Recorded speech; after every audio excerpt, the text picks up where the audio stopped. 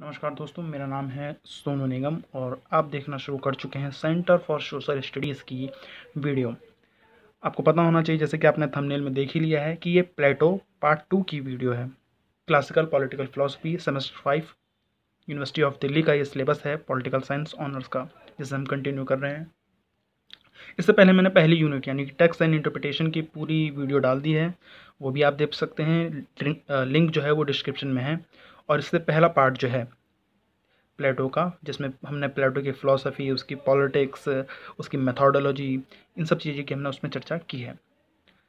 इसमें हम आपको प्लेटो के 3 बड़े सिद्धांत, 3 मेन सिद्धांत की चर्चा हम करेंगे। एक तो थियोरी ऑफ जस्टिस की, उसके बाद जो प्लेटो का एजुकेशन सिस्टम था, जिसके ज़रिए वो क्लास डिवीज़न को तैयार करते हैं वो, और फ़िलॉसफ़र किंग, या यूँ कहो कि जो गार्जियन क्लास है, उसके लिए जो उसने कम्युनिज़्म का सिद्धांत दिया, जो साम्यवाद का सिद्धांत दिया, उसे हम देखेंगे। बड़ा इंटरेस्टिंग है वो भी।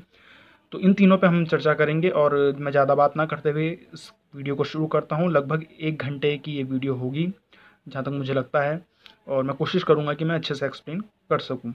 शुरू करते हैं हम कि प्लेटो द्वारा जो न्याय का सिद्धांत दिया है, उसमें जो हमें सबसे पहले ध्यान रखना पड़ेगा, और ये हमें मान कर चलना पड़ेगा, ये मान्यता हमारी होनी चाहिए, कि जो थियोरी ऑफ फॉर्म है, जो इसकी बाकी जो थियोरीज हैं, सब एक दूसरे से जुड़ी हुई है। ऐसा नहीं है कि आप प्लेटो का न्याय का सिद्धांत पढ़ेंगे तो सिर्फ उसमें न्याय की बात है। उसमें अलग तरह, उसमें ये भी बताया जाएगा कि क्लास डिवीजन कैसे होगा, या फिलोसोफर किंग कैसे है।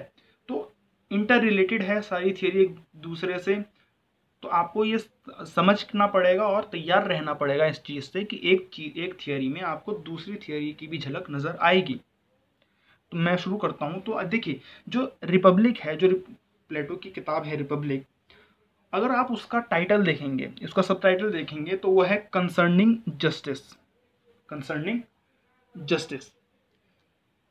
अब यहाँ पर आप देख सकते हैं कि प्लेटो ने, जब उसकी रिपब्लिक की किताब का सबटाइटल ही है कंसर्निंग जस्टिस, तो आप ये समझ सकते हैं कि रिपब्लिक के अंदर जस्टिस के ऊपर कितना जोर होगा। तो रिपब्लिक जो किताब है, जैसा मैंने पहली वीडियो में आपको बताया कि 5 भागों में बांटा है। एक में आध्यात्मिक भाग है, एक में नैतिक भाग है, एक में शिक्षा की बात की गई है, एक में संपत्ति और परिवार की बात की गई है, एक में आदर्श राज्य के पतन की बात की। तो ये सब जब उसने बात की है, तो वहाँ नैतिकता पर बहुत ज़्यादा जोर है। उसी तरह से न्याय पर बहुत ज़्यादा जोर है कि न्याय कैसे इस्टेब्लिश हो, क्योंकि आदर्श राज्य वही होगा जहां पर फिलोसोफर किंग राज करेगा, और फिलोसोफर किंग अगर होगा तो न्याय स्टैब्लिश होगा ही होगा। तो न्याय का सिद्धांत जो दिया है वो बहुत इंटरेस्टिंग है, वो आपको देखना चाहिए। तो रिपब्लिक के अंदर मुख्य रूप से जो है जस्टिस की बात की गई है, और आप इससे समझ सकते हैं कि जो उसका उपशीर्षक है वो भी कंसर्निंग जस्टिस है। अब रिपब्लिक ने, क्योंकि अपनी किताब जो है वो द्वंद्ववाद के पद्धति पे लिखी है, डायलेक्टिक मेथड से लिखी हुई है, बातचीत के संवाद के आधार पे लिखी हुई है, तो उसमें आपको नज़र आएगा कि प्लेटो जिनसे चर्चा कर रहे हैं, उनकी जो अलग फिलॉसफी है जस्टिस को लेके, या यूँ कहो कि जस्टिस की जो सिद्धांत पहले से मौजूद थे, प्लेटो एक एक करके उन्हें काटते जाते हैं, उन सिद्धांतों को खारिज करते जाते हैं। मैं आपको बताता हूँ कि वो कौन से सिद्धांत थे जो पहले से मौजूद थे, या जो उनके सामने आए। तो परंपरावादी एक सिद्धांत है, जिसमें सिफिलिस और जो पोलेमार्चस का है, दोनों बाप बेटे थे। सिफिलिस जो थे वो पिता थे, और पोलेमार्चस जो थे वो इनके पुत्र थे। तो इनका क्या जवाब है? अच्छा, आप 11वीं क्लास की जो पॉलिटिकल थियोरी की बुक है, उसमें भी आप इनकी झलक पाएंगे। एक जो पहली चैप्टर में जो एक कहानी दी हुई है प्लेटो और सुकरात वगैरह की, जो ये मतलब उनका जो बीच में संवाद हो रहा है, जिसमें एक घोड़े का एग्जाम्पल है, आप उसे पढ़िएगा जरूर निकाल के। 11th क्लास की पॉलिटिकल थियोरी, पॉलिटिकल साइंस की जो बुक है। खैर, तो परंपरावादी सिद्धांत जो है, उसमें सेफेलिस क्या कहते हैं? वो कहते हैं कि न्याय जो है, उनका न्याय का सिद्धांत, तो उसमें 2 मुख्य बातें थी। क्या थी? वो कहते थे कि न्याय जो है वो व्यक्ति के लिए कर्तव्य है, यानी कि व्यक्ति को निभाना पड़ेगा कि वो सबके साथ न्याय करे, किसी के साथ भेदभाव ना करे, मतलब जो भी चीज़ है, अपने कर्तव्य को निभाना ही न्याय है।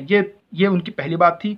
दूसरी बात उन्होंने अपने सिद्धांत में कही सेफेलिस ने, कि किसी के बकाया का भुगतान करना ही न्याय है। यानी कि आपने किसी से कोई सामान लिया, या आपको किसी ने कोई सामान दिया, तो ये न्याय तब होगा जब आप उसका सामान वापस करें, जब उसका भुगतान वापस करें। अब आपने किसी को कॉन्ट्रैक्ट पे रखा, आपने उससे काम करवाया, तो आप न्याय तब है जब आप उसका पैसा उसे दें, उसका भुगतान उसे करें, तो ये न्याय है।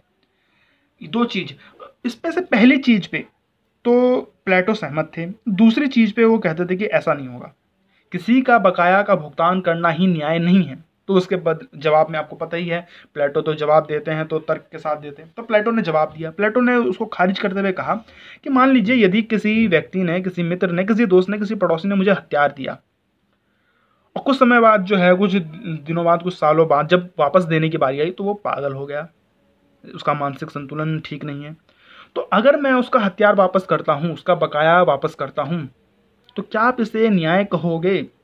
क्यों? क्योंकि एक पागल व्यक्ति को हथियार वापस करना, क्या ये न्याय होगा? तो यहाँ पे सफल के पास कोई जवाब नहीं बचता, तो यहाँ वो खारिज कर देते हैं कि भाई ये तो न्याय नहीं हो सकता जो आप कह रहे हैं। फिर पॉलीमर्चेस हैं, वो जवाब वो भी आगे बढ़ाते हैं इसको, वो कहते हैं कि अच्छा ठीक है, ये नहीं तो न्याय क्या है? अच्छा न्याय ये है, पॉलीमर्चेस के हिसाब से, हिंदी में ऐसे यही बोलते हैं, अच्छे के साथ अच्छा करना और बुरे के साथ बुरा करना। यानी कि जो आपका दोस्त है उनके साथ अच्छा करना और जो आपका दुश्मन है उसके साथ बुरा करना या गलत करना, ये है न्याय। अब प्लेटो कहते हैं कि यार ये क्या बकवास है, आप कैसे पहचानोगे कि कौन आपका दोस्त है, कौन आपका दुश्मन है? आप कैसे किसी के अच्छे के साथ अच्छा करने की बात कह रहे हो और बुरे के साथ बुरा करने की बात कर रहे हो? अगर बुरे के साथ बुरा करना है तो आप क्या अलग कर रहे हैं उस बुरे करने वाले के साथ, या जिसने अपराध किया? अगर आप उसे, जिसने किसी की हत्या की, मान लीजिए अपराध किया, अब आप उसको मारने की सजा दे रहे हो, तो आप भी तो वही कर रहे हो जो उसने किया है, तो ये कैसे न्याय है? वो कहते हैं कि आप कैसे पता लगाओगे कि कौन मित्र है कौन दुश्मन है? और वो कहते हैं कि कभी जो ऐसे लोग होते हैं जो आपके सामने दोस्त बन के रहते हैं लेकिन आपका शुभ नहीं चाहते, वो आपके दुश्मन हैं लेकिन आपके सामने दोस्त बन के रहते हैं, या जो दुश्मन है आपका, आपके हो सकता है आपके राज्य में घुस जाए और दोस्ती का नाटक करे किसी भी तरह से, तो आप कैसे पहचानोगे? और ऐसे में क्या होता है, कभी कभी हम जो है दोस्त के साथ बुरा कर देते हैं और दुश्मन के साथ अच्छा कर बैठते हैं। इससे बढ़िया ये है कि हम सबके साथ अच्छा करें। ये प्लेटो का जवाब था कि हम पता ही नहीं लगा सकते कि कौन दोस्त है या कौन अच्छा है कौन बुरा है। इससे अच्छा होगा कि हम किसी के भी साथ बुरा ना करें बल्कि हम सबके साथ अच्छा करें, यही न्याय होगा। तो प्लेटो इस वाले सिद्धांत को भी खारिज करते हैं जो पॉलीमर्चेस देते हैं। इसके अलावा एक और है जो थ्रेसिमैक्स का है, थ्रेसिमैक्स का है, वो ये कहते हैं कि भाई देखो, सिद्धांत या न्याय ये होता है, अच्छा इसे उग्रवादी सिद्धांत भी कहते हैं, थ्रेसिमैक्स के सिद्धांत को, ये भी मौजूद था उस समय के सिद्धांतों में, उस जमाने में। वो कहते हैं कि जो लोग सत्ता में होते हैं, जो लोग सत्ता में होते हैं वो ताकतवर होते हैं, वो अपने हिसाब से कानून बनाते हैं, अपने हितों के हिसाब से कानून बनाते हैं, और ठीक है क्योंकि वो तो भाई सत्ता में है। बाकी लोगों का उस कानून को फॉलो करना, उस कानून के अनुसार चलना, उस कानून को पालन करना, ये है न्याय। यानी कि जो कानून बनाए गए हैं उन लोगों, सत्ताधारी के हिसाब से, ताकतवरों लोगों के हिसाब से, बलवान के हिसाब से, उस न्याय को फॉलो करना, उस सिद्धांत, उस नियम को फॉलो करना ही न्याय है। यानी कि ये वाला जो थियरी है वो क्या कहता है, न्याय जो है वो बलवान के हित के लिए है ना। आप देख रहे हैं ना कि किस तरह से ताकतवर लोगों के द्वारा कानून बनाया गया और उस कानून को फॉलो करना न्याय है। यानी कि बलवान का हितैषी होता है न्याय। जो न्याय होता है वो बलवान लोगों का, ताकतवर लोगों का, सत्ताधारी लोगों के पक्षधर होता है। प्लेटो इसे भी काट देते हैं।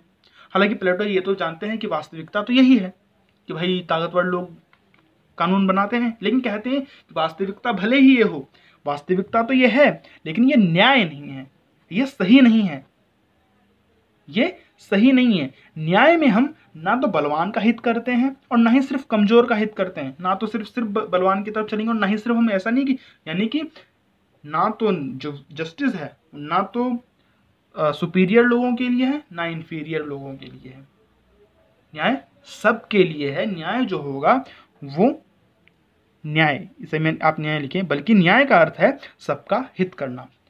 यह वास्तविकता तो है परंतु न्याय नहीं है जो थ्रेसिमैक्स कहते हैं। प्लेटो उसको काटते हैं, कहते हैं ये वास्तविकता हो सकती है, असल दुनिया में ऐसा ही होता है, लेकिन ये बेटा न्याय नहीं है। न्याय में ना तो हम बलवान का हित करते हैं और ना ही हम सिर्फ कमजोर का हित करते हैं, बल्कि हम सबका हित करते हैं। तो ये जो है एक एक करके प्लेटो खाटता जाते हैं।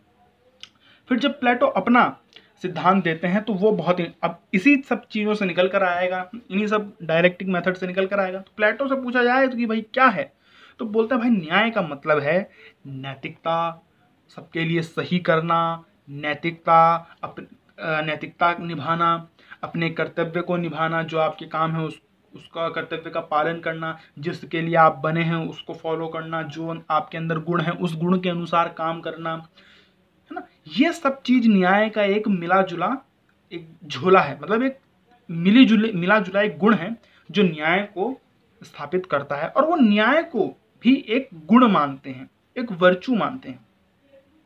वो कहते हैं कि न्याय भी करना एक तरह का गुण है। वो जब आएगा जब आप ज्ञान प्राप्त करेंगे, है ना।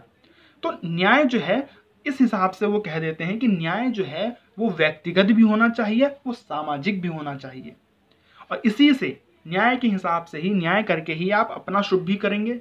न्याय को प्राप्त, अगर आप न्याय व्यक्ति हैं, अगर आपके अंदर न्याय की भावना है, तो आप अपना भी भला करेंगे और अपने समाज का भी भला करेंगे। ये कहते हैं कि इस न्याय का अर्थ केवल कानूनी नहीं है, केवल नियम बना देना ही नहीं है, केवल अधिकार दे देना ही नहीं है। वो कहते हैं न्याय एक ब्रॉडर चीज है, एक बहुत व्यापक चीज है, जिसके अंदर सबके लिए सही करना, सबका हित करना, नैतिकता, कर्तव्य, व्यक्तिगत और सामाजिक जीवन का शुभ प्राप्त करना, ये सब न्याय के अंदर में आता है। तो इसीलिए मैं कह रहा हूं कि प्लेटो के अनुसार न्याय एक महान गुण है, एक ग्रेटर वर्चू है, एक प्रीमियम वर्चू है, जो व्यक्ति के अंदर, उसके आत्मा गुण के अंदर, उसके आत्मा के अंदर होता है, उस ह्यूमन सोल के अंदर होता है वो न्याय। उस यानी कि उसकी आत्मा उसके अंदर है। वो आत्मा के अंदर का मतलब, वो कहते हैं, अब यहाँ से शुरू होती है उनकी थ्योरी को जब एक्सप्लेन करते हैं, तो कहते हैं कि देखो क्या होता है, कोई भी व्यक्ति हो, कोई भी आदमी हो, उनके अंदर 3 प्रकार के गुण होते हैं। और ये बार बार आपको उनकी पूरी हर एक थियरी में ये चीज़ आपको रिपीट करेगी, मैं अभी आपको बता देता हूँ, इसीलिए इसको ध्यान से सुनो। वो कहते हैं कि व्यक्ति के अंदर 3 प्रकार के गुण होते हैं। 3 प्रकार के गुण का मतलब कौन कौन से गुण? वो कहते हैं कि व्यक्ति जो है, चाहे वो कोई भी व्यक्ति हो, उसके अंदर 3 प्रकार के गुण होंगे ही, उसकी आत्मा में 3 तत्व पाए जाएंगे। एक होगा बुद्धि, एक होगा शौर्य, एक होगा तृष्णा।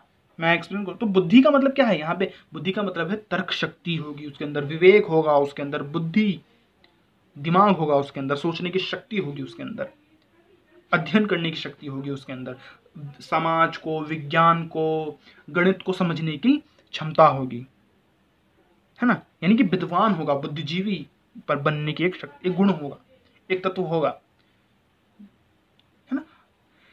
दूसरा वो कहते हैं कि उसी सेम आदमी के अंदर, मैं एक ही आदमी की बात कर रहा हूं, हर किसी के अंदर, आपके अंदर भी, मेरे अंदर भी बुद्धि, हम लोग पढ़ते तो हैं ही ना।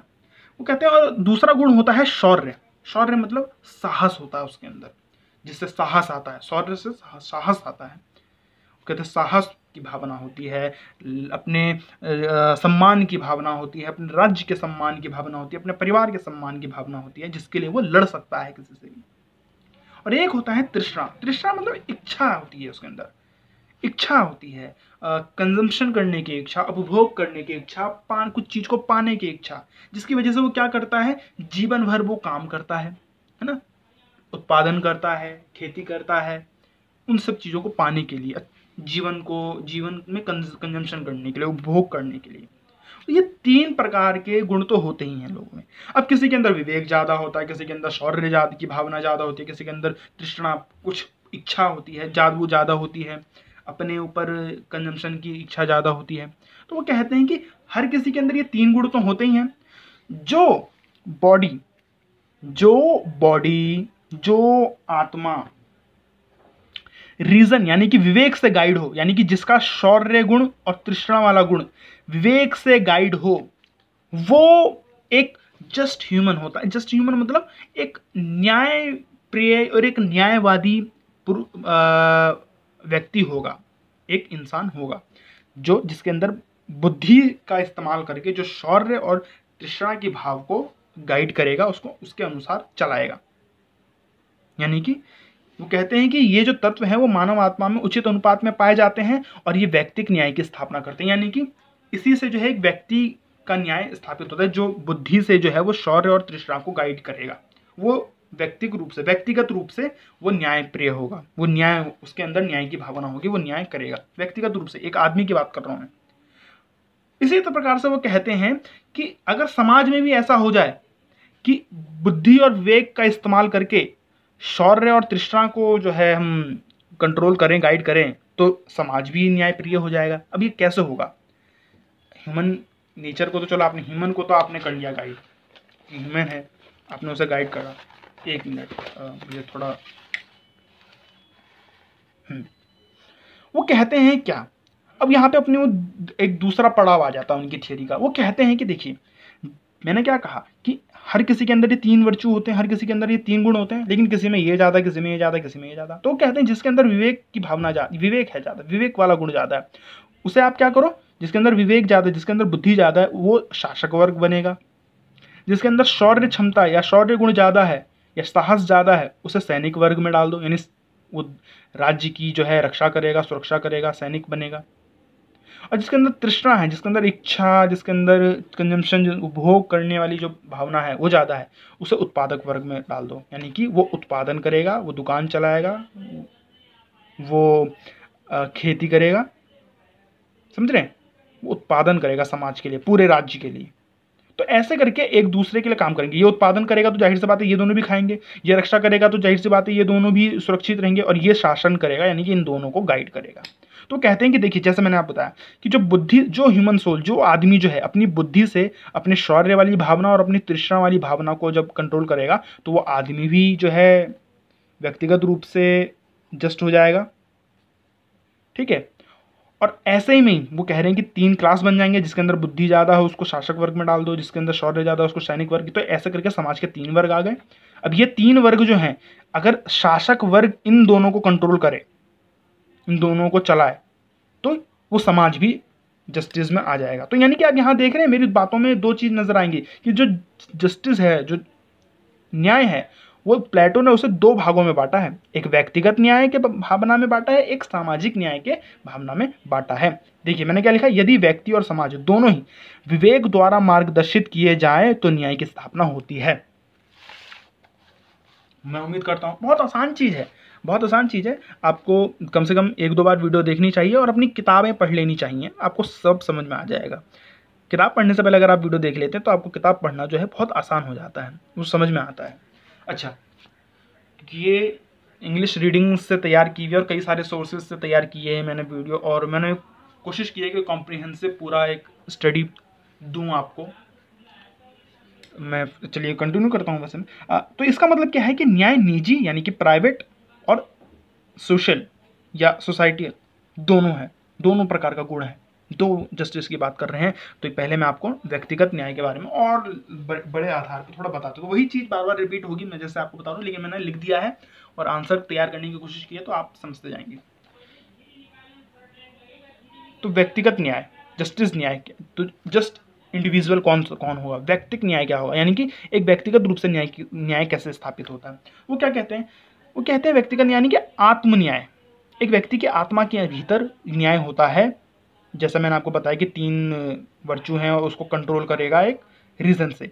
एक व्यक्ति के भीतर न्याय तब स्थापित होता है जब उसका शौर्य यानी कि जो साहस वाला गुण है और तृष्णा यानी कि इच्छा वाला जो गुण है, ये जो तत्व है वो विवेक से मार्गदर्शित हो। यही बात मैंने आपको बताई। तीनों तत्व के उचित अनुपात होने पर न्याय आत्मा एक शुभ जीवन जीने में मदद करती है। अगर आपके अंदर ये तीनों तत्व हैं और आप उसे विवेक से गाइड करते हैं, तो आप अपना जीवन बिल्कुल शुभ तरीके से एक गुड लाइफ को आप चेस कर सकते हैं, गुड लाइफ को आप प्राप्त कर सकते हैं, जिसमें आप खुश रहेंगे, जिसमें आप हैप्पीनेस का आपको एहसास होगा, जिसमें आप सम्मान के साथ रहेंगे, जिसके आप अपनी ज़िंदगी को फुलफिलमेंट के दायरे में ला पाएंगे। अच्छा, जिस व्यक्ति में जो तत्व अधिक मात्रा में है, क्या कहते हैं कि जिस व्यक्ति में जो तत्व अधिक मात्रा में है, जो गुण ज़्यादा हैं, उसे उसकी आत्मा में प्रधान हो, यानी कि अगर उसकी आत्मा में प्रधान हो, मतलब कि तीनों में से एक गुण ज़्यादा होगा। भाई अनुपात अलग अलग हो सकता है, अनुपात अच्छा बुरा हो सकता है, एक चीज तो ज्यादा होगी। तो कहते हैं जो तत्व जो गुण आपके अंदर ज्यादा है उस व्यक्ति को अपना कार्य उसके अनुसार ही चुनना चाहिए। यानी कि देखिए मैंने क्या बोला, जिसके अंदर शौर्य या साहस ज्यादा है उसे सैनिक वाला काम चुनना चाहिए, उसे सैनिक वाला काम देना चाहिए। हालांकि वो चुन नहीं सकता, उसे एजुकेशन से जाना पड़ेगा। वो जो एजुकेशन सिस्टम में आपको बताऊंगा उसमें आपको पता चलेगा कि ये तैयार कैसे होते हैं ये लोग, पता कैसे चलता है कि किसमें कौन सा गुण ज्यादा है, वो जीवन बताएंगे। तो अब जो तत्व ज्यादा है वो उसको उसके अनुसार काम मिले, उसके अनुसार वो काम करे। तो प्लेटो का जो नया सिद्धांत है यहाँ पे देख लीजिए, और ये लाइन बहुत इंपॉर्टेंट है, इसको याद करना, कुछ ज़्यादा है नहीं मैंने इसमें लिखा हुआ, लेकिन इसको समझ लीजिए कि जो प्लेटो का न्याय सिद्धांत है ये कोर है उसके न्याय सिद्धांत का। जो प्लेटो का न्याय सिद्धांत है वो श्रम विभाजन मैंने क्या किया, मैंने क्या दिखाया आपको कि सबके काम बट गए, सब लेबर का काम बट गया, कोई शासक वर्ग में, कोई सैनिक वर्ग में, कोई उत्पादक वर्ग में, तो श्रम विभाजन हुआ इसके न्याय सिद्धांत में। दूसरी बात अहस्तक्षेप है। हस्तक्षेप का मतलब प्लेटो ने कहा है कि कोई भी किसी के काम में टांग नहीं अड़ाएगा, कोई भी किसी के काम में टांग नहीं अड़ाएगा तो न्याय होगा। ये नहीं कि तुम किसी और के टांग में काम अड़ा, आपके अंदर वर्चू है उत्पादक वर्ग का लेकिन आप चले गए सैनिक वर्ग में का काम करना चाहते हैं, तो ये नहीं चलेगा, ये नहीं है न्याय, ये नहीं चलेगा। हस्तक्षेप होना चाहिए और कार्य विशिष्टीकरण पर आधारित है। इसके तो जो न्याय सिद्धांत है वो श्रम विभाजन, अहस्तक्षेप और कार्य विशिष्टीकरण पर आधारित है। कार्य विशिष्टीकरण का मतलब ये है कि कार्य को एक विशिष्ट रूप से बांटा गया है, यानी कि शासक वर्ग केवल शासन का कार्य करेगा, श्रमिक वर्ग उत्पादक वर्ग केवल उत्पादक का कार्य करेगा, सैनिक वर्ग केवल रक्षा का कार्य करेगा। तो कार्य का विशिष्टीकरण है इसके न्याय के सिद्धांत में। यदि कोई दूसरा व्यक्ति किसी दूसरे के कार्य में हस्तक्षेप करता है तो वो गलत माना जाएगा है। इसका मतलब क्या है कि कोई व्यक्ति दूसरे के कार्य में हस्तक्षेप नहीं करेगा। आप किसी दूसरे के कार्य में हस्तक्षेप नहीं करेंगे, अपना ही काम करेंगे। व्यक्ति वही कार्य करेगा जिसमें उसकी प्रधानता है। विवेक तत्व की प्रधानता वाले शासक वर्ग बनकर काम करेंगे, जैसा मैंने आपको बताया। शौर्य वाले जो है रक्षा का काम करेंगे और तृष्णा तत्व वाले उत्पादन वर्ग का कार्य करेंगे। प्लेटो प्रत्येक व्यक्ति को विशेष गुण के अनुरूप एक ही कार्य करने का निर्देश देते हैं। मैंने ये भी बताया आपको कि वो दूसरा कार्य नहीं करेंगे, वही काम करेंगे जो उनको जिस तत्व के अनुसार उनको अपनी जॉब मिली है या जिस वर्ग में उनको काम मिला है। अब यहाँ पे आप देखिए, ऐसा नहीं है कि वर्क जो आदमी है वो बट नहीं सकता। अब आप मैं पहले ही बता देता हूँ कि आप इसे यहाँ पे हमारे यहाँ का जो कास्ट सिस्टम है उससे मत जोड़िए। नहीं, हमारे यहाँ की कास्ट सिस्टम में आप बदल नहीं सकते, है ना, क्योंकि जन्म के ऊपर आधारित हो गया है, ये कर्म के ऊपर आधारित था। हालांकि हमारा भी पहले कर्म के ऊपर था, लेकिन ये कर्म के ऊपर आधारित है कि आप अगर आप में गुण है वो तो आप कर लेंगे। अगर आप, ये ऐसा नहीं है कि आप उत्पादक वर्ग के हैं और आपके जो बच्चे हैं, अगर आपके बच्चे जो हैं उनके अंदर विवेक तत्व ज़्यादा है, विवेक वाला गुण ज़्यादा है, तो शासक वर्ग में जा सकता है, ऐसा हो सकता है। ठीक है, तो पूरी मोबिलिटी है आने जाने की। जब व्यक्ति इस अनुसार कार्य करेगा, ध्यान दीजिए, जब व्यक्ति अपने गुण के अनुसार जो एक कार्य दिया है वही कार्य करेगा, जब व्यक्ति इस अनुसार कार्य करेगा तो समाज का शुभ प्राप्त होगा, क्योंकि आप उस काम को कर रहे हैं जिसमें आप एक्सपर्ट हैं, तो आप अच्छा करेंगे वो काम को। और जब हर कोई अपना अपना काम अच्छा करेगा तो जाहिर सी बात है समाज का अच्छा ही होगा, तो समाज के शुभ को प्राप्त कर सकते हैं इससे, इंडिविजुअल जस्ट से, जो जस्ट इंडिविजुअल है, जो एक न्याय व्यक्ति जो है एक न्यायवादी है। राज्य से संबंधित न्याय की क्या परिकल्पना है? राज्य में कैसे न्याय आएगा? बहुत आसान है। राज्य में न्याय क्या है? जो जस्ट आदमी है उसी अनुसार जो है राज्य में भी न्याय स्थापित हो जाए। जैसे क्या कहा है, आदमी वो काम चुने जो उसके अंदर गुण ज़्यादा है, तो एक व्यक्तिगत स्तर पर न्याय की स्थापना होगी। अब यहाँ पे क्या बोला है, जस्ट स्टेट कैसे होगा? एक राज्य जो न्यायवादी कैसे बनेगा? राज्य न्यायवादी वो बनेगा जहाँ पे जो शासक होंगे, जो राजा होगा, वो विवेकशील होगा, वो बिल्कुल बुद्धिजीवी होगा, वो दार्शनिक होगा। इसलिए हम कहते हैं दार्शनिक राजा। दार्शनिक राजा कौन हो सकता है? दार्शनिक राजा हो सकता है जिसमें विवेक ज़्यादा हो, है ना। जो शासक वर्ग होगा वो होगा शासक वर्ग जिसमें विवेक ज़्यादा होगा। सैनिक वर्ग वो बनेगा जैसे जो शौर्य वाले लोग होंगे तो उनसे एक सैनिक वर्ग बन जाएगा, जो त्रिश्रम वाले होंगे उनसे एक उत्पादक वर्ग बन जाएगा। और ऐसा जो समाज होगा, ऐसे वर्ग का जो समाज होगा, ऐसे वर्ग वाला जो समाज होगा, वो जस्ट समाज होगा, वो एक न्यायवादी समाज होगा, आइडियल स्टेट होगा। प्लेटो का न्याय सिद्धांत व्यक्ति की तुलना में राज्य पर अधिक महत्व देता है। इस पे आप ध्यान दीजिए, प्लेटो का जो न्याय का सिद्धांत है उसमें वो राज्य पे ही ज़्यादा महत्व देते हैं। एक व्यक्ति को जब जस्ट बताते हैं तो वो कहते हैं कि उस जस्ट इंडिविजुअल से, एक न्यायवादी व्यक्ति से एक राज्य न्यायवादी बनता है, तो राज्य पे ज़्यादा जोर है उनका। इस सिद्धांत में व्यक्ति को नहीं बल्कि उसके वर्ग को महत्व दिया जाता है कि आप किस वर्ग में काम कर रहे हैं, आपका वर्ग क्या है। आप उत्पादक वर्ग के हैं तो आपको उत्पादक वर्ग के अनुसार काम करना है। कार्य का विशेषीकरण से वर्ग निर्माण होता है ना। आप जिस काम को कर रहे हैं उस हिसाब से आपका वर्ग, आप खेती में काम कर रहे हैं तो जाहिर सी बात है आप उत्पादन कर रहे हैं तो आप उत्पादक वर्ग के हो गए। तो जैसा कार्य आप कर रहे हैं उसी अनुसार आपको वर्ग मिला, वर्ग के आप हिस्सा हैं। तो प्लेटो ने आप देखिए कि कैसे वो कहते हैं कि जो स्टेट है ना, जो राज्य है वो एक शरीर है, और ये जो वर्ग हैं, जो लोग हैं, ये उसके तंत्र हैं। हाथ पैर होते हैं ना, बिना हाथ पैर नब्ज, नर्वस सिस्टम, इनके बिना शरीर क्या है। तो वो कहते हैं क्या कि राज्य जो है वो एक साव्यव है, एक साव्यवी जो सिद्धांत को वो दिखाते हैं, यानी कि एक शरीर है। राज्य को एक शरीर मानते हैं। इसमें जो शब्द है वो साव्यव है, साव्यव यानी कि साव्यवी सिद्धांत भी इसे कहते हैं, राज्य का साव्यवी सिद्धांत, यानी कि राज्य को वो शरीर के रूप में मानते हैं। और वो कहते हैं, जैसे मैंने आपको दिखाया कि राज्य, तो ये सब मिलकर जो है वो शरीर बनाते हैं। जैसे मान लीजिए ये क्या है, बुद्धि वर्ग है, यानी कि ये दिमाग है। ये क्या है, सैनिक वर्ग, यानी कि हाथ है जिससे आप लड़ेंगे। और ये है उत्पादक वर्ग, जो मतलब पेट भरता है ना, उत्पादन करके पेट भरता है। तो वो कहते हैं कि इन सबको मिला के ही शरीर बनता है, यानी कि इन सबको मिलाकर ही स्टेट बनेगा, है ना। तो इस आधार पे वो एक साव्यवी एकता, यानी कि शारीरिक एकता जैसा सिद्धांत सामने रखते हैं। वो कहते हैं कि अगर आपको ऐसी एकता प्राप्त करनी है, एक एकता पूर्ण समाज, एक यूनाइटेड स्टेट चाहिए। यूनाइटेड स्टेट मतलब एक संयुक्त, एक एकता से भरा हुआ, जिसमें कोई द्वेष ना हो, जिसमें कोई संघर्ष ना हो, ऐसा स्टेट चाहिए। तो आपको यही इसी अनुसार करना पड़ेगा, इसी अनुसार वर्ग बनाने पड़ेंगे जो अपना अपना काम करेंगे। जब हर व्यक्ति अपने एक ही कार्य को पूर्ण करता जाएगा तो उसका निजी सुख तो हो गई, क्योंकि आप अपना काम कर रहे हैं और वो काम कर रहे हैं जिसमें आप एक्सपर्ट हैं। साथ ही साथ इससे समाज का बहुत भला होगा, क्योंकि वर्ग काम कर रहे हैं।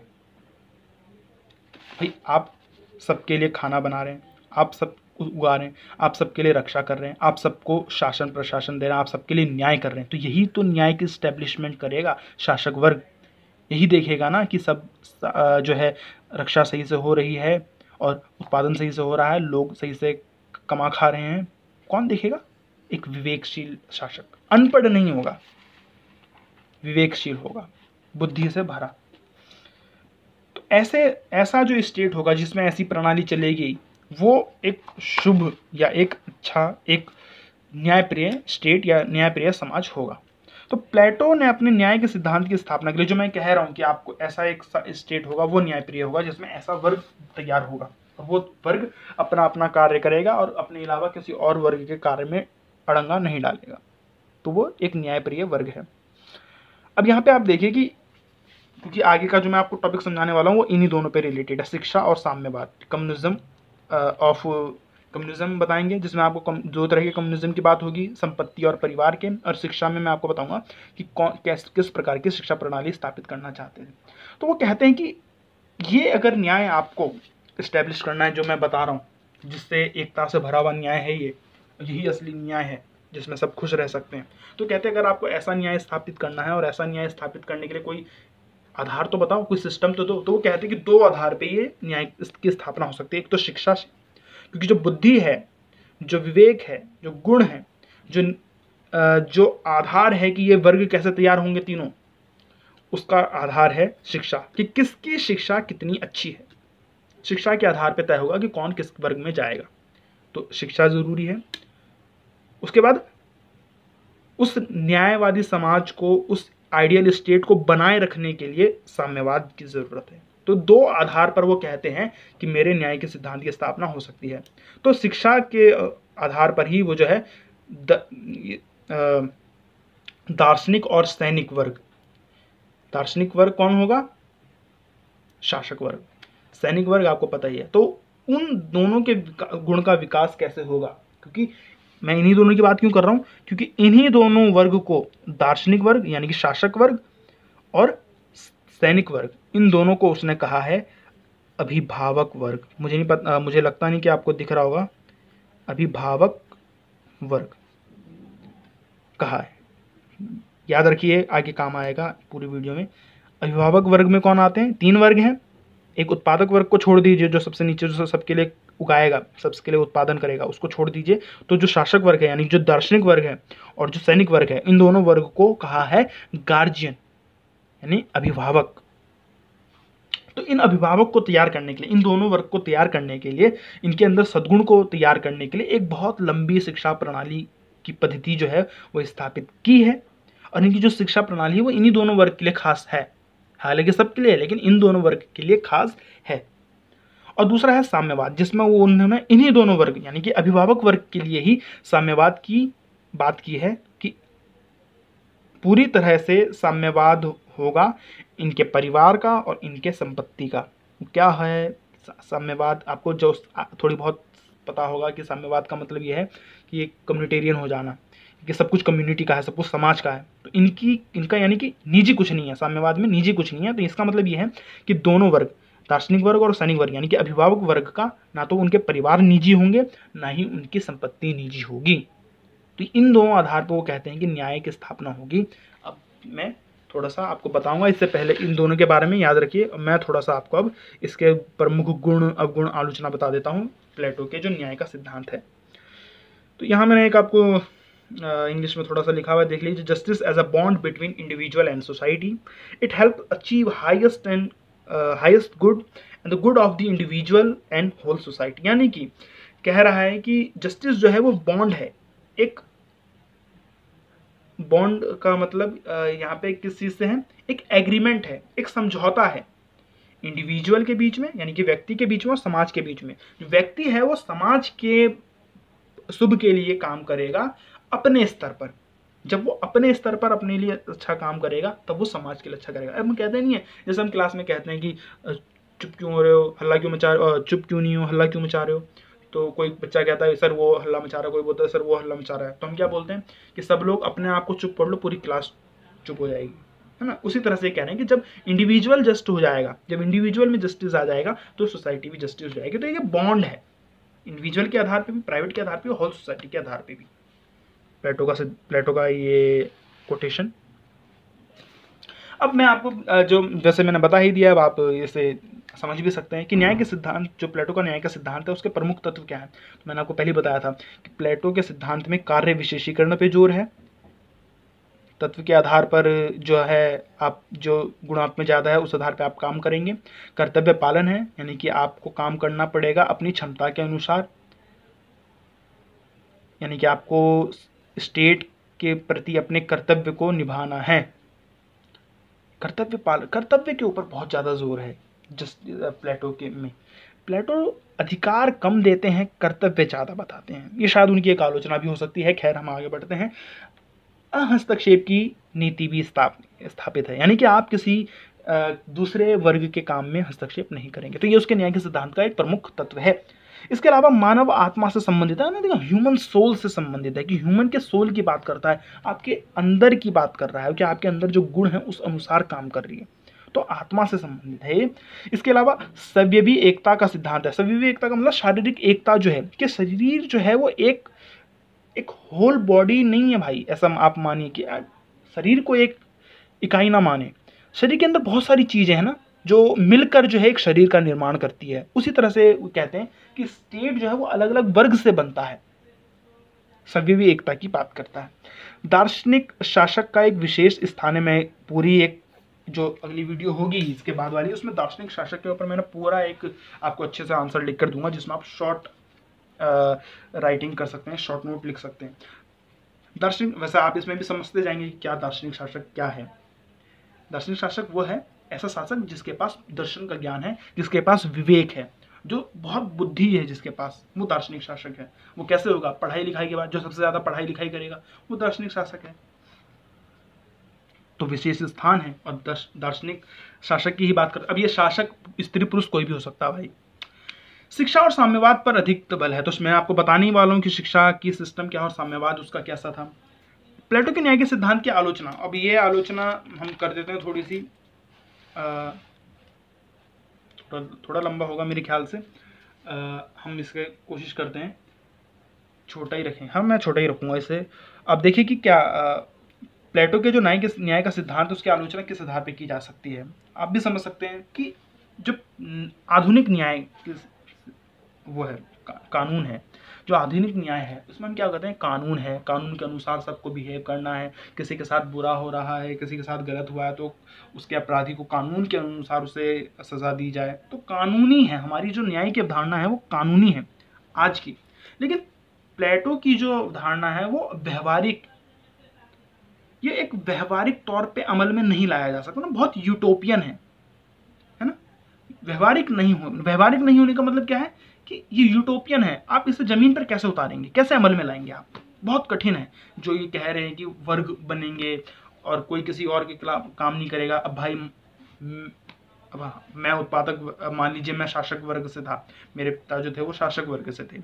अब मुझे दोबारा से अपने अनुसार काम करना ना, मेरे अंदर हो सकता है उत्पादक वर्ग ज़्यादा का गुण हो, तो मुझे क्या खेती करनी पड़ेगी? मैं तो यही कहूँगा ना कि मेरे पिताजी तो शासक वर्ग से हैं, तो मैं कैसे खेती करने चले जाऊँ?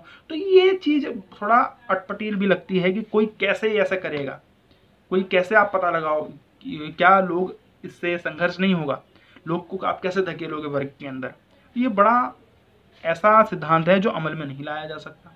इसके अलावा प्लेटो के सिद्धांत में व्यक्ति के कर्तव्य पर बल देता है लेकिन उसे अधिकार नहीं देता। मैंने आपको पहले बताया वीडियो में। प्लेटो के न्याय का जो सिद्धांत है वो कार्य विशेषीकरण पर जोर देता है। जो कार्य विशेषीकरण है कि आपको एक ही प्रकार का काम करना है। आपके अंदर उत्पादकता ज्यादा है, उत्पादक गुण ज्यादा है तो आप उत्पादक वाला काम करें। आपके अंदर जो है शासक वर्ग का है तो आप शासक वर्ग में रहेंगे। आपके अंदर जो है शौर्य है तो आप सैनिक वर्ग में रहेंगे। तो ये स्वतंत्रता के भी खिलाफ है कि आप अपने हिसाब से नहीं चुन रहे हैं, वो आपके अंदर के गुण के हिसाब से। तो आपके पास स्वतंत्रता नहीं है, गुण है आपके अंदर। आपकी बॉडी बहुत फिट है, अब भले ही आप शासक वर्ग में जाना चाहते हो, आप संगीत वाला काम करना चाहते हो, नहीं, आपको सेना में जाना पड़ेगा, आपकी बॉडी बहुत बढ़िया है। तो इससे क्या होता है कि इस वर्ग के बीच संघर्ष उत्पन्न होता है, जिसे निपटाने के लिए, इस संघर्ष को निपटाने के लिए प्लेटो ने कोई तर्क नहीं दिया, कोई प्लान नहीं बताया कि भाई जो इनके बीच में संघर्ष होगा। आप देखिए वर्ग बना दिए तो वर्ग, मार्क्स क्या कहते हैं कि वर्ग है इसीलिए संघर्ष है, वर्गों के बीच संघर्ष होता है। इन वर्ग के बीच में जो संघर्ष उत्पन्न होगा उसे कैसे निपटाया जाएगा, इसके बारे में कोई भी जो प्लान है वो नहीं बताया है प्लेटो ने। तो ये भी उसकी एक आलोचना हो सकती है। तो पानी पीता हूँ, 1 मिनट के लिए मैं चुप रहूंगा।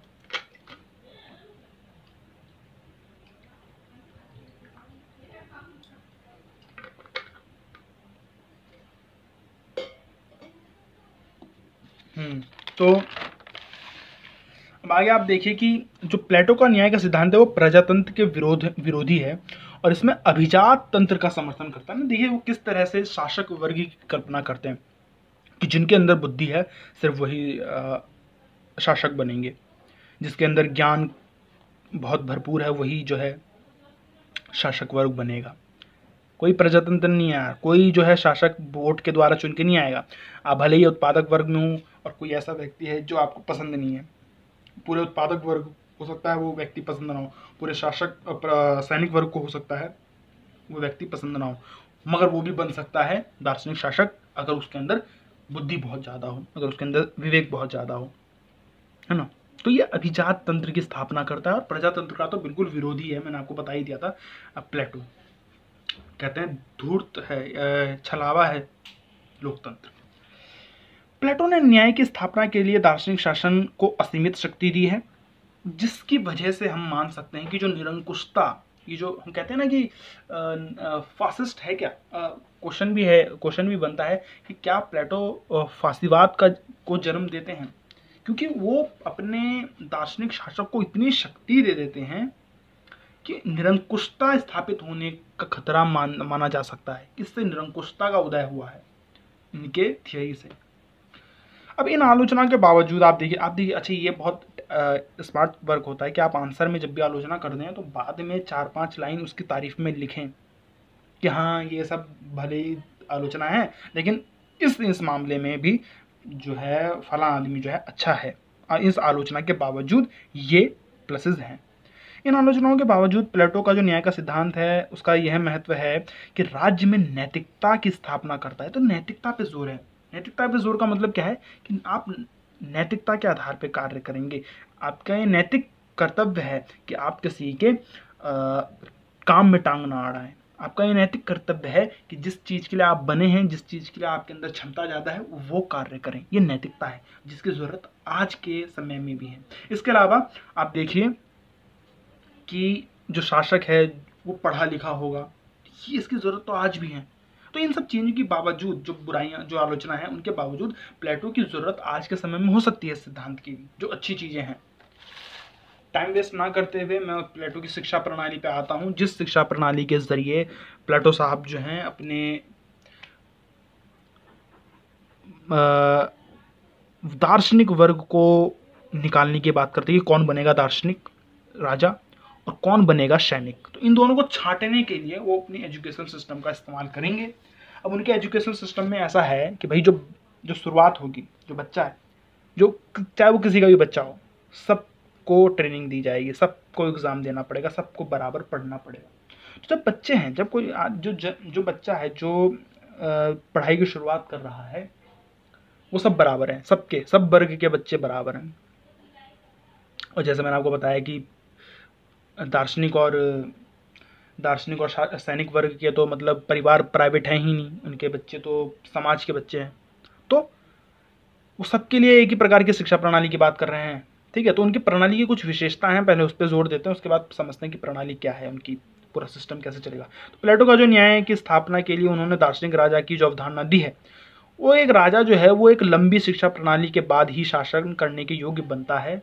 इस प्रणाली के अनुसार प्लेटो के रिपब्लिक में इस शिक्षा प्रणाली का विस्तार से उल्लेख किया गया है। प्लेटो का मानना है कि एक राजा जो है वो एक आदर्श राज्य की स्थापना करेगा, और वो आदर्श राज्य जो होगा वो उसके नागरिक की एक श्रेष्ठ चरित्र पर ही तैयार हो सकता है। यानी कि आदर्श राज्य जो है, आइडियल स्टेट है, वो तभी बनेगा जब उसके नागरिक आइडियल होंगे, उनका चरित्र बढ़िया होगा।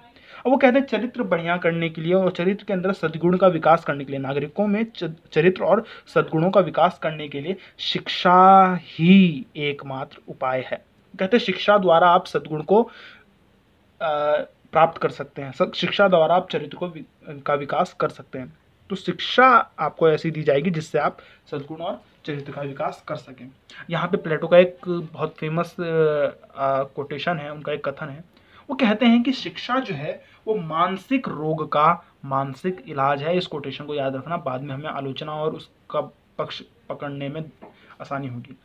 कहते हैं कि शिक्षा जो है वो मानसिक रोग का मानसिक इलाज है।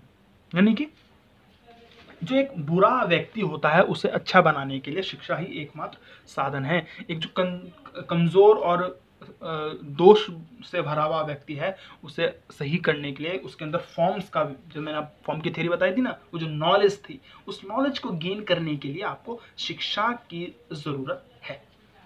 अब इस शिक्षा प्रणाली के कुछ महत्व हैं जिसके आधार पर यह शिक्षा प्रणाली चलेगी। प्लेटो सभी के लिए मैंने बताया ना, सभी के बच्चों के लिए, सभी छात्रों के लिए, सभी नागरिकों के लिए प्लेटो कहते हैं कि शिक्षा है, सब शिक्षा लेंगे। अब उसमें कौन पास होता है, कौन फेल होता है, कौन यूपीएससी का एग्ज़ाम निकाल के एडमिनिस्ट्रेशन में जाता है, कौन एनडीए का निकाल के सेना में जाता है, और कौन जो है दोनों में फेल होके जो है उत्पादक वर्ग में रहता है। तो ये सबके लिए है, लेकिन आपके रिजल्ट पे तय करेगा कि आप कहाँ क्या बनते हैं। तो राज्य इसके लिए, अब ये जो शिक्षा प्रणाली है वो राज्य तय करेगी, वो राज्य चलाएगी, राज्य सारा पैसा खर्च उठाएगी। यानी कि प्राइवेट इंस्टीट्यूट, प्राइवेट कॉलेज ये सब नहीं होंगे, राज्य जो है शिक्षा देगा, राज्य के ऊपर ये शिक्षा की जिम्मेदारी है। तो राज्य द्वारा नियंत्रित अनिवार्य शिक्षा पर बल देते हैं प्लेटो सभी के लिए। प्लेटो के अंदर जैसा मैंने आपको बताया था कि प्लेटो जो है एथेंस के थे, तो एथेंस के अंदर बौद्धिक शिक्षा दी जाती थी। एथेंस के अंदर डेमोक्रेसी थी, बौद्धिक शिक्षा दी जाती थी। इसीलिए आपको देखेंगे कि एथेंस के अंदर से ही जो है आपको जो सारे जो है दार्शनिक आपको नजर आएंगे। सुकरात भी एथेंस से ही थे। और स्पार्टा जो पड़ोसी राज था जिससे एथेंस हार गया था, वहाँ पे सेना का बल था, तो सैनिक शिक्षा दी जाती थी। प्लेटो जो थे वो दोनों की बौद्धिक शिक्षा को और सैनिक शिक्षा, एथेंस की बौद्धिक शिक्षा और स्पार्टा की सैनिक शिक्षा, दोनों को जोड़कर अपनी शिक्षा प्रणाली बनाते हैं। दोनों की पद्धति को जोड़कर शारीरिक, जहाँ सैनिक सेना में तो शारीरिक शिक्षा पे जोर दिया जाता था, और बौद्धिक शिक्षा में मानसिक रूप से दोनों को शिक्षा को एक तैयार करके एक समन्वय, एक तालमेल बिठाकर एक ऐसी शिक्षा प्रणाली बनाई है प्लेटो ने, यानी कि दोनों को जोड़ दिया। प्लेटो ने स्त्री और पुरुष दोनों के लिए शिक्षा पर बल दिया है, यानी कि उनके इस शिक्षा वाली प्रणाली में स्त्री और पुरुष दोनों के लिए जोर है। यानी कि देखिए, जो हम फिलोसोफर किंग कहते हैं, आपके सिलेबस में फिलोसोफर किंग ऑब्लिक क्वीन दिया हुआ है। यानी कि प्लेटो कहते हैं कि फिलोसोफर किंग होगा, यानी कि फिलोसोफर क्वीन भी हो सकती है अगर उसके अंदर बुद्धि का विकास, विवेक का विकास हुआ है, तो अगर उसने सारे एग्जाम पास किए हैं, तो अगर वो वहां तक पढ़ाई की है, उसने तो शिक्षा प्राप्त की है। तो चौथी चीज, प्लेटो की जो शिक्षा प्रणाली है वो बहुत ज्यादा लंबी है। वो सैद्धांतिक होने के साथ साथ व्यवहारिक भी है। सैद्धांतिक होने के साथ में किताबी ज्ञान भी देंगे और व्यवहारिक ज्ञान भी देंगे, यानी कि प्रैक्टिकल भी होगा। भाई आपको प्रशासक बनना है, आपको शासक बनना है, तो आपको किताबी ज्ञान तो दे दिया कि भाई ये है ज्योमेट्री, ये है साइंस, ये है एस्ट्रोनॉमी, है, ये सब दे दिया। अब आपको प्रैक्टिकल भी तो देंगे। तो छोटा मोटा आपको जो है तहसील संभालने के लिए दे देंगे, एग्जाम्पल दे रहा हूँ आपको, छोटा मोटा जो है कोई पब्लिक अफेयर संभालने के लिए दे देंगे। ये व्यवहारिक होता है, यानी कि प्रैक्टिकल करके देखना। तो दोनों तरह के शिक्षा पे बल है प्लेटो का। प्लेटो का जो शिक्षा का पाठ्यक्रम हो, जो सिलेबस है, उसके अंदर नैतिक मूल्य का बहुत ज़्यादा उचित स्थान है। नैतिकता के ऊपर बहुत ज़्यादा बल है। प्लेटो की शिक्षा जो है दीर्घकालीन प्रक्रिया है, मतलब बहुत लंबी चलती है, 50 साल तक शिक्षा चलती है। जो सबसे टॉप वर्ग है, जो दार्शनिक राजा है, जो दार्शनिक वर्ग है, 50 साल तक, यानी कि जब से जन्म हुआ उसको लेकर 50 साल तक। प्लेटो जो है वो व्यावसायिक शिक्षा को शिक्षा मानते ही नहीं है। वो यार कुछ नहीं है, यानी कि कॉमर्शियल जो शिक्षा है उसे प्लेटो शिक्षा नहीं मानते। आर्ट्स को और साइंस को तो मानते हैं, कॉमर्स को नहीं मानते। वो कहते हैं कि यार कोई उत्पादक कितना भी कुशल क्यों ना हो, कितना भी ज्ञानी, कितना भी अच्छा उसके अंदर स्किल्स क्यों ना हो, कुशल से कुशल उत्पादक जो होगा वो शासक बनने योग्य नहीं है। केवल दार्शनिक, केवल बौद्धिक रूप से ही ताकतवर व्यक्ति ही दार्शनिक शासक बनेगा। तो यहाँ पर जो है, जो पूरी शिक्षा प्रणाली है, उस पूरी शिक्षा प्रणाली को मैं देखूँ तो 3 आधार पे बांटा जा सकता है। प्रारंभिक शिक्षा, जो आपकी प्राइमरी एजुकेशन है, हायर एजुकेशन, उच्च शिक्षा, और एक तीसरी भी है, मैंने यहाँ 2 ही लिखा है। हालांकि मैं तीनों को एक्सप्लेन करूंगा, लेकिन 2 ही तरह से जो मैं तीसरी की बात कर रहा हूँ वो उच्च शिक्षा में ही आ जाती है, मगर वो 3 है असल में। तो मैं यहाँ पे मैंने 2 लिखा है, लेकिन मैं एक्सप्लेन उसे 3 आधार पे करूंगा, ताकि आप दोनों तरह से उसे समझ सकते हैं। क्योंकि कई जगह जो है 2 लिखा जाता है, कई जगह 3 लिखा जाता है। तो मैं आपको पहले बता देता हूँ कि हालांकि 3 स्टेज है, लेकिन जो तीसरा स्टेज है वो उच्च शिक्षा है, यानी कि इसी में आ जाता है। मैं उसे अलग भी कर दूंगा एक्सप्लेन। तो 2 स्तर की शिक्षा की बात की। हालांकि आप इसे प्रारंभिक, हमारे यहाँ तो प्रारंभिक शिक्षा क्या है, 6ठी तक, जो प्राइमरी एजुकेशन है। हायर एजुकेशन क्या है, ग्रेजुएशन या उसके बाद वाली। इनकी जो प्रारंभिक शिक्षा है वो 20 साल तक चलती है भाई। यानी कि आज की जो ग्रेजुएशन है, जो हायर एजुकेशन जिसे हम कहते हैं, आज की ग्रेजुएशन भी उनकी प्राइमरी एजुकेशन में आती थी। यानी कि 0 से 20 के बीच में आप कह सकते हो, उम्र के हिसाब से मैं बता रहा हूँ। अच्छा, उम्र के हिसाब से तो बांटा ही है ऐसे कि प्रारंभिक जो है वो 0 से 20 के बाद है, और के बीच में उच्च शिक्षा जो है वो 20 के आगे है। 20 से लेकर 35 साल तक उच्च शिक्षा दी जाएगी, और 35 से लेकर 50 तक प्रैक्टिकल शिक्षा दी जाएगी। तो 3 तरह से मैंने बांट दिया। एक तो उम्र के हिसाब से है, एक आपको मैं कह सकता हूँ कि वर्ग के हिसाब से भी है ये शिक्षा प्रणाली। प्रारंभिक शिक्षा जो प्राप्त करके आगे की शिक्षा आगे पास नहीं कर पाते, यानी 20 साल जब आपको पढ़ाया जाएगा और 20 साल बाद जो एग्ज़ाम होगा उसमें आप पास नहीं कर पाए, तो जो लोग पास नहीं कर पाएंगे उन्हें उत्पादक वर्ग में धकेल दिया जाएगा, और बाकियों को सैनिक बनाने पे जोर दिया जाएगा। फिर बाद में जो है उनको फिर उच्च शिक्षा दी जाएगी, बाद में उनको उच्च शिक्षा दी जाएगी। उच्च शिक्षा चलेगी कब तक? 20 से 35 साल तक। फिर 35 साल में जब एग्ज़ाम होगा तो उसमें जो लोग फेल हो जाएंगे वो फिर सैनिक वर्ग में ही रह जाएंगे। फिर 35 साल से आगे जो जो लोग स्टडी करेंगे, यानी कि जो एग्ज़ाम देने के बाद आगे जाएंगे, उन्हें प्रैक्टिकल ही सिखाया जाएगा, उन्हें प्रैक्टिकल सिखाया जाएगा 35 से 50 साल तक। और उसके बाद जो है वो जो लोग पास करेंगे, जो पास होंगे वो लोग जो हैं फिर दार्शनिक राजा बनेंगे। इस आधार पर मतलब वो तो दो आधार पे इसको हम कह सकते हैं कि बांटा गया है, इस प्रारंभिक शिक्षा और उच्च शिक्षा को। प्लेटो ने शिक्षा देने वाले परिवारों की समाप्ति करने की बात की है और बोला है कि धन के बदले शिक्षा देते थे, यानी कि धन, यहाँ पे सोफिस्टिकेट जो सोफिस्टिक जो थे, यानी कि जो कहने का मतलब है यहाँ पे कि जो लोग पैसा लेके शिक्षा देते थे उनको खत्म करने की बात की। क्यों? क्योंकि सारा खर्चा कौन उठाएगा? राज्य। तो उनका कोई काम ही नहीं है, तो कहते हैं कि ऐसे परिवारों को, जो ऐसे लोग हैं जो माफिया वर्ग है शिक्षा के, उनको खत्म करो।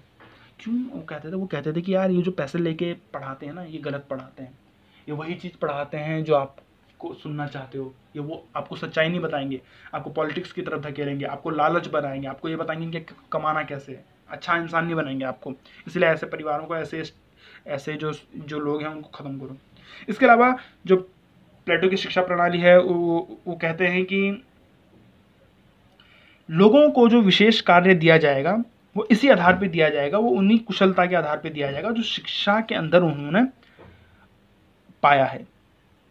और इसी शिक्षा के द्वारा वो अपने वर्ग को बदल भी सकते हैं, मतलब वो तो नहीं बदल सकते, लेकिन उनके पुत्र, उनके बच्चे, उनके संतान जो है शिक्षा ज़्यादा से ज़्यादा प्राप्त करके, अच्छी एजुकेशन प्राप्त करके, अच्छा जो है आगे बढ़ के पेपर सारे पास करके आगे वाली शिक्षा में जाके वो अपना वर्ग बदल सकते हैं। तो ये भी बहुत अच्छी बात है उनकी शिक्षा प्रणाली की। अब मैं आपको प्रारंभिक शिक्षा के बारे में बताता हूँ, जल्दी से बताता हूँ। 50 मिनट ऑलरेडी हो चुके हैं, मेरे ख्याल से आधा घंटा और लगेगा शायद। देखिए, प्रारंभिक शिक्षा जो है वो 6 से 20 वर्ष तक, यानी कि जन्म, और हालांकि शुरू से ही शुरू हो जाती है, लेकिन 6 से लेकर 20 वर्ष तक चलेगी आपकी। इसमें आपको बहुत सारी चीज़ सिखाया जाएंगे, इसमें आपको अलग अलग सिलेबस है इसका। देखते हैं हम क्या है। प्रारंभिक शिक्षा में क्या होता है? देखिए, प्रारंभिक शिक्षा के अंदर सभी लोग शामिल होंगे, जितने बच्चे हैं सब के सब शामिल होंगे, सारे, चाहे वो किसी के भी संतान हो, सब इसमें शामिल होंगे। सबको इस शिक्षा को लेने का अधिकार है, जो भी 6 से 20 साल की आयु के बीच में है, तो उनको सबको प्रदान की जाएगी। इसके बाद सभी उत्तीर्ण नागरिकों को सैनिक वर्ग में डाला जाएगा, यानी कि आगे की शिक्षा के लिए डाल दिया जाएगा। यानी कि जो इस शिक्षा को पास करेंगे, 20 साल बाद जो एग्ज़ाम होगा उसमें जो पास होंगे वो आगे की शिक्षा के लिए तैयार हो जाएंगे। जो इसमें फेल हो गए हैं वो उनको उत्पादक वर्ग दे दिया जाएगा। जो यह परीक्षा पास कर लेंगे वह सैनिक वर्ग में आ जाएंगे, और फेल होने पर जो इस वाली शिक्षा में 20 वर्ष के बाद जो शिक्षा होगी उसको, यानी कि पूरा कोर्स करने के बाद, प्रारंभिक शिक्षा लेने के बाद आपका एग्ज़ाम होगा, जो उसमें अगर आप फेल हो गए तो आप उत्पादक वर्ग में जाएंगे। तो यानी यहाँ से बन जाता है उत्पादक वर्ग तैयार हो गया, यानी कि जो आगे शिक्षा लेने योग्य नहीं है उनको उत्पादक वर्ग दे दिया गया। यहाँ पे इसका सिलेबस क्या था प्रारंभिक शिक्षा का? इस शिक्षा में शारीरिक, यानी कि जिम्नास्टिक मतलब खेल कूद, शारीरिक बल, व्यायाम, इन सब चीज़ों की, यानी कि छोटा मोटा जो शारीरिक काम है वो दिया जाए, वो आपको सिखाया जाएगा। साहित्यिक, लिटरेचर पढ़ाया जाएगा, संगीत पढ़ाया जाएगा, इन सब चीज़ों को आपको सिखाया जाएगा। यहाँ पे क्वायर का जो कथन है वो बहुत महत्वपूर्ण हो जाता है इस एजुकेशन के बारे में। अब देखिए वो क्या कहते हैं, कि जो दर्शन है, जो फिलॉसफी है, वो प्रौढ़ावस्था के लिए है, युवावस्था के लिए नहीं। मतलब वो इसलिए कह रहे हैं क्योंकि युवावस्था, यानी कि जो 6 से 20 साल के बीच की जो शिक्षा है उसके लिए आप देखिए कि प्लेटो ने संगीत की बात की गई है और शारीरिक शिक्षा की बात की है, फिलॉसफी की बात नहीं की है, अभी विज्ञान की बात नहीं की है।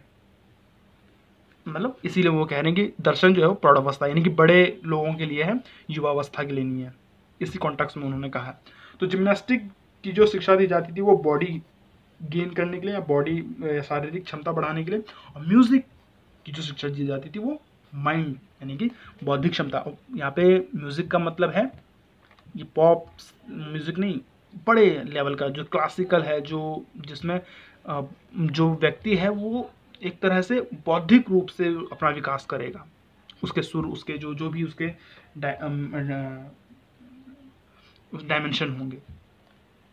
ये उसका पहला प्रारंभिक शिक्षा का कॉन्सेप्ट है। फिर 20 साल बाद पेपर होगा, जो पास करेंगे वो सैनिक वर्ग, उनको सबको मिलेगा सैनिक वर्ग, और वो उच्च शिक्षा के लिए एलिजिबल हो जाएंगे। फिर उनकी उच्च शिक्षा होगी, 20 से 35 साल तक उनकी उच्च शिक्षा होगी।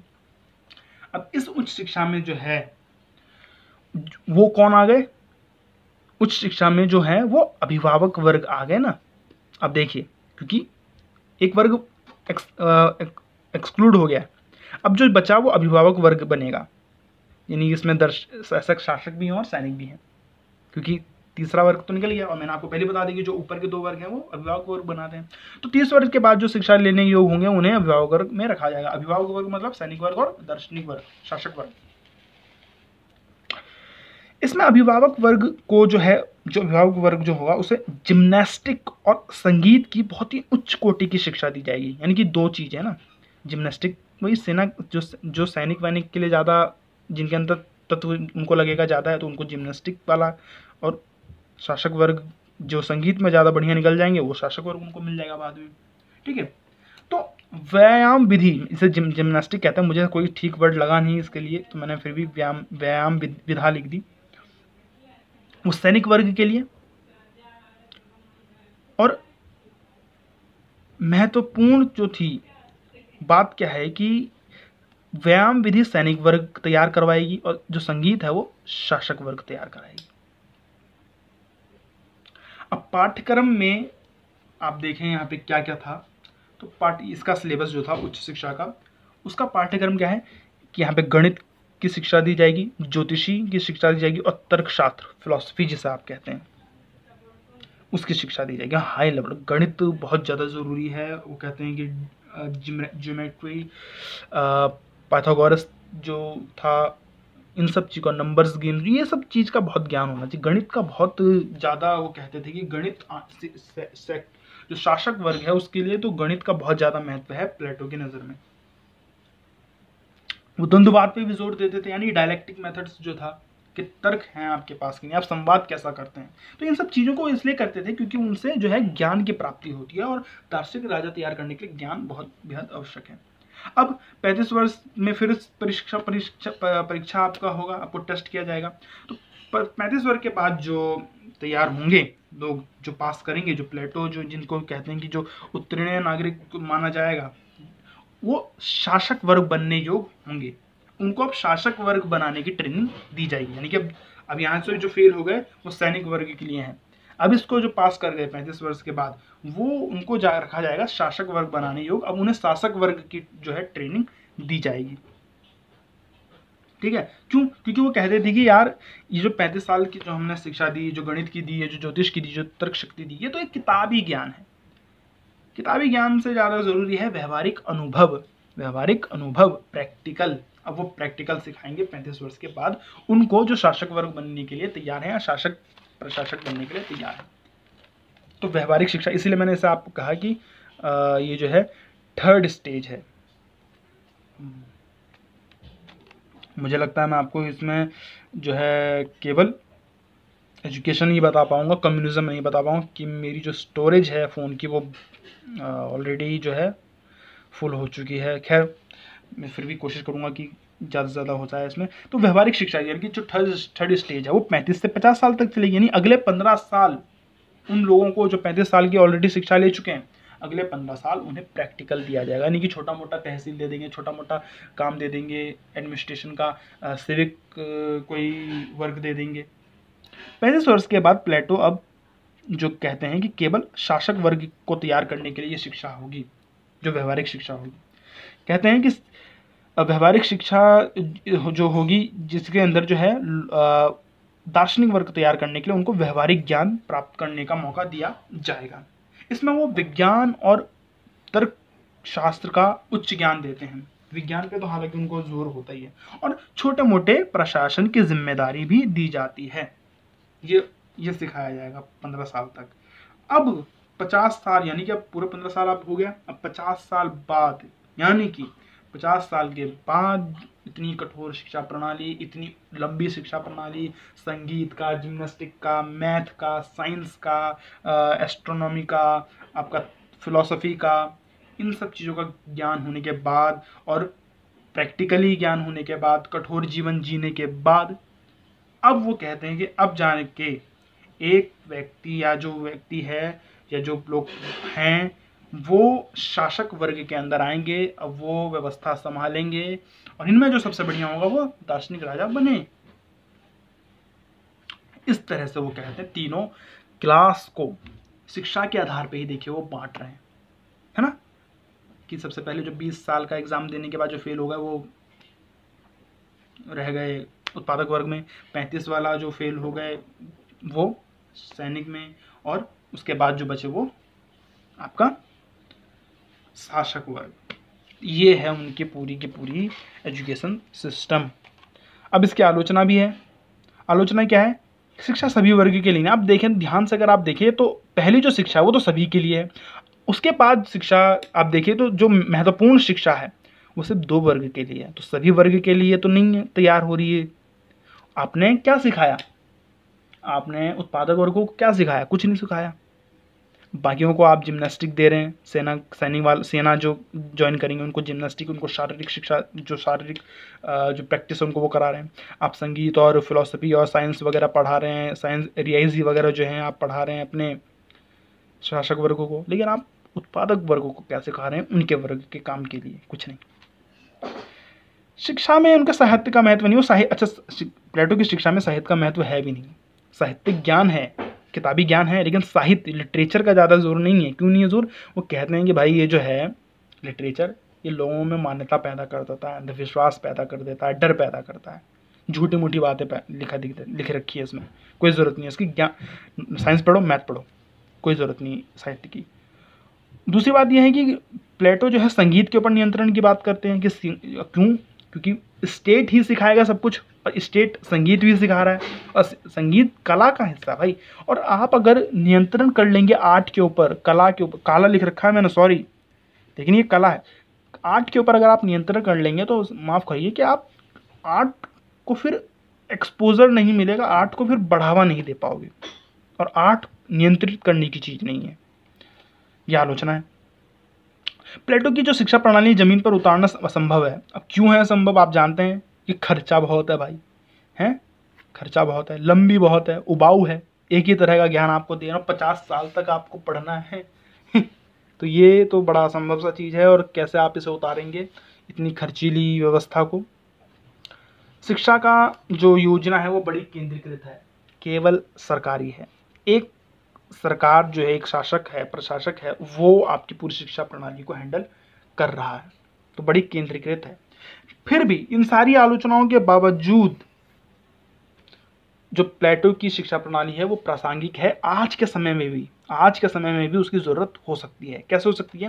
क्योंकि ये शिक्षा जो है नैतिकता पे जोर देती है और सद्गुण के विकास पे जोर देती है, वर्चू के, यानी कि आपके अंदर गुण का विकास करने की बात कहती है, जिसकी ज़रूरत आज भी है। गुण की ज़रूरत आपको आज भी है, नैतिकता और सद्गुण की ज़रूरत आपको आज भी है। दूसरी बात ये जो प्लेटो का कथन था कि शिक्षा जो है वो मानसिक बीमारी का मानसिक इलाज है, मानसिक रोग का मानसिक इलाज है। अब यूनेस्को क्या कहता है? यूनेस्को आपको पता है, यूनाइटेड नेशन का जो संगठन है, यूनेस्को क्या कहता है कि जो युद्ध होता है ना, जो युद्ध की कल्पना है, जो लड़ने की कल्पना है, ये मानव के दिमाग में से उत्पत्ति होती है। जिसका दिमाग जितना युद्ध और हिंसा से भरा होगा वो युद्ध की सोचेगा, और इस तरह के विचार को ख़त्म करने का एक ही तरीका है, वो है शिक्षा। तो देखिए प्लेटो का जो कथन है कि बीमारी है, युद्ध तो एक बीमारी है ना भाई, जो दिमाग में पैदा होती है, तो कहते हैं वो मानसिक बीमारी को ख़त्म करने के लिए आपको मानसिक रोग का इलाज करना का ज़रूरत है, और वो है शिक्षा।